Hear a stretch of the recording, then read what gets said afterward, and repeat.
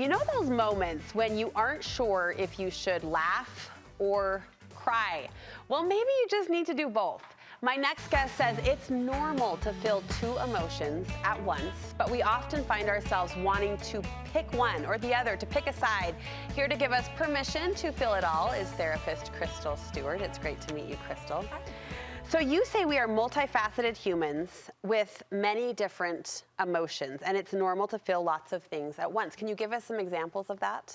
Sure. So, some examples of that could be like, let's say you got a new job and you're like, I should be happy right now, but I'm feeling so overwhelmed, right?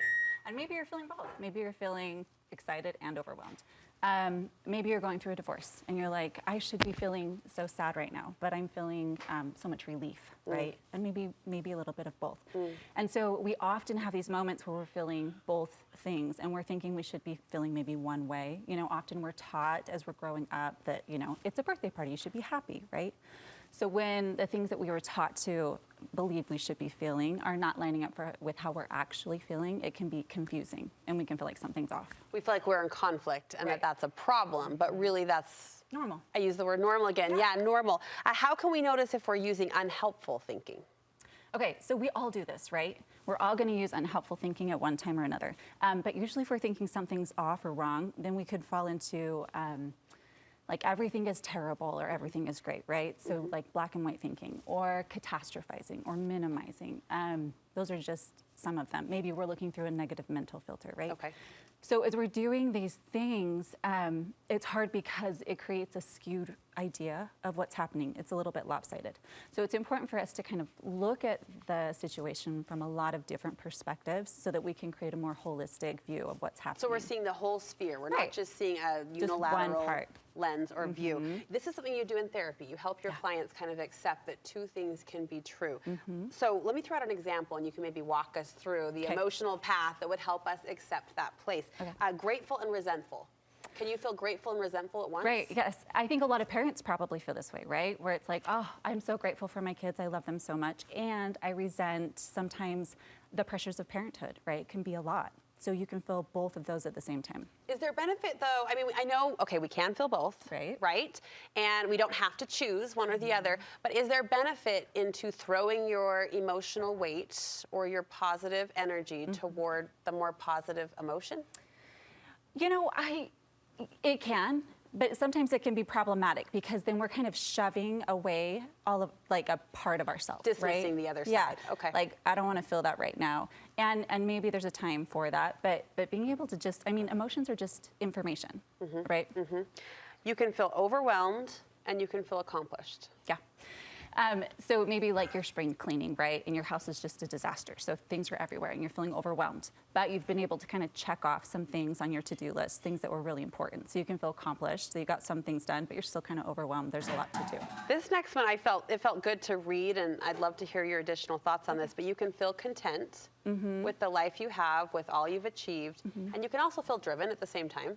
Right. I kind of struggle with this one because I'm like, I think I might too. Maybe that's why I'm drawn to it. I don't know. Yeah, because I'm like, I am grateful. I'm content with my life, right? And there's still so much that I want to do. So I'm like, am I being grateful if I want more? But you can feel content and you can still work towards goals that you have, right? Yeah. You can be strong and you can also need support. I think about this with people who are going through maybe a challenging time, right? Like divorce, or maybe you've had surgery, right? And you're a strong person and you can do things, but sometimes you need a little extra support. So asking for help doesn't mean that you're not strong. It just means that you need some help at that time. I think this is great for women to hear, and I also think this is a great place where women show up. The other day, we're in a fairly new neighborhood. I asked a neighbor for a favor, which is hard to do when you don't know someone super well. And later I learned there was a residual effect to my favor, as in she had to ask another woman down the street for something else, and she had, you know what I mean? And it was this beautiful chain of like, we all needed a little bit of help, but we all felt supported at the same time. Yes, we need other people. It's a beautiful truth. All right, you can be right, and the other person can be right. This feels like an appropriate sentence in our political season, in our current societal situation. Yes. Yeah. Okay, so we often see this in couples therapy, right? Where it's like you have two people who come from kind of different cultures, different families, right? And they're coming together trying to create their own culture, their own family. And so they can come and they can have a disagreement and they can both be right. It's just their perspective. It's kind of their background, right? It's truth. It's also a little infuriating sometimes, right? I mean, that's the couples therapy. I like to always be right. You say it's all about finding unique balance, and you recommend that we make room for others' experiences while we give ourselves grace. There's that balance again. Right. So I love the idea whenever I'm talking about balance. In an example of how a star is formed, this is where I get a little bit nerdy, but I love it because when a star is formed, it has to go through this kind of tug of war between gravity and fusion, right? It needs both. So if there's too much gravity, the star will implode. If there's too much fusion, the star will explode, right? So it kind of goes through this back and forth until it can create a balanced state. And we're a lot the same way, right? Sometimes in our lives, there's going to be moments when we have to really push through something that's challenging, even when we're tired. And other times we need to be more intentional about our self-care and our rest, right? And so learning to find that balance is an important part of it. That's a great analogy. That's a great analogy. Where can we get more from you?